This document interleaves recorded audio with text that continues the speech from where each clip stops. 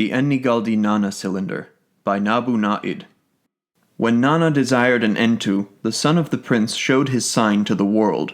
Namrasit made his righteous decision manifest.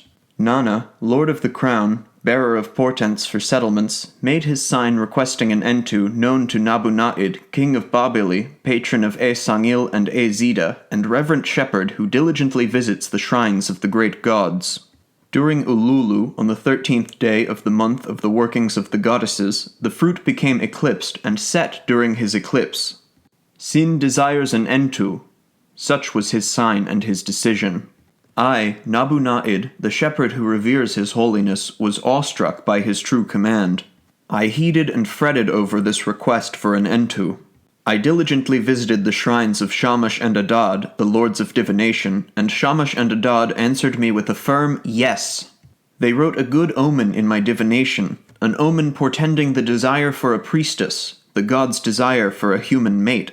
I made a test of extispicy a second time, and they answered me with a better omen than the previous one. I performed an extispicy to ask about the daughters of my family members, and they answered me, no. I performed a third extispicy to ask about my own daughter, and they answered me with a good omen. I heeded the word of my Creator, the supreme god Sin, and the command of Shamash and Adad, the lords of divination. I raised my daughter, my own flesh and blood, to entuship, and gave her the name En-Nígaldi-Nanna. Because the office of entu had been forgotten since distant days, and its structure had been neglected, I pondered this daily. The appointed time arrived, and the gates were opened to me. I discovered an ancient foundational stele of Nabû-Kudurrī-Úṣur, son of Ninurta-Nadin-Shumi, a king in foretime, that had the image of an entu depicted on it, with the appropriate symbols, clothing, and ornamentation also recorded on it, which he had brought to Egipar. I carefully inspected the ancient tablets and writing boards, and made everything as it was of old. I created a new foundational stele with the appropriate symbols and wares of her estate recorded on it, and founded it before my lords Sin and Ningal.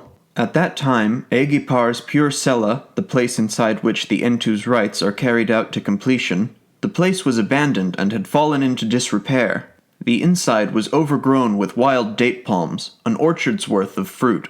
I cut down the trees and removed heaps of dirt. I beheld the temple and identified its foundation. Inside, I discovered writings with the names of ancient kings in foretime. I discovered an ancient royal inscription of En-Anedu, entu of Ur, daughter of Kudur-Mabuk, sister of Rim-Sin, king of Ur, who renovated Egipar and restored it, and surrounded the resting place of the ancient entus alongside Egipar with a wall, and I rebuilt Egipar as it had originally been when new. I built its daises and its ground plans as they had originally been when new. Along the side of Egipar, I built a new bower for my daughter, En-Nígaldi-Nanna, the entu of Sin. I purified my daughter and presented her to my lords Sin and Ningal. I had a purification performed through the workings of a purification priest, and had her enter into Egipar. I made abundant satuku offerings for Egipar. I provided abundant fields, orchards, servants, cattle, sheep, and goats. I surrounded the resting place of the ancient entus with a new wall like the original. I made that temple fit for robust service. At that time I made more abundant satuku offerings than before concerning my lords Sin and Ningal. Everything that has a name I provided abundantly for Ekish-Nugal. Indeed, I arranged 3 sheep per day more than the regular Ginu offering of 1 sheep for my lords Sin and Ningal. I furnished the inside of Ekish-Nugal with plentiful goods and property.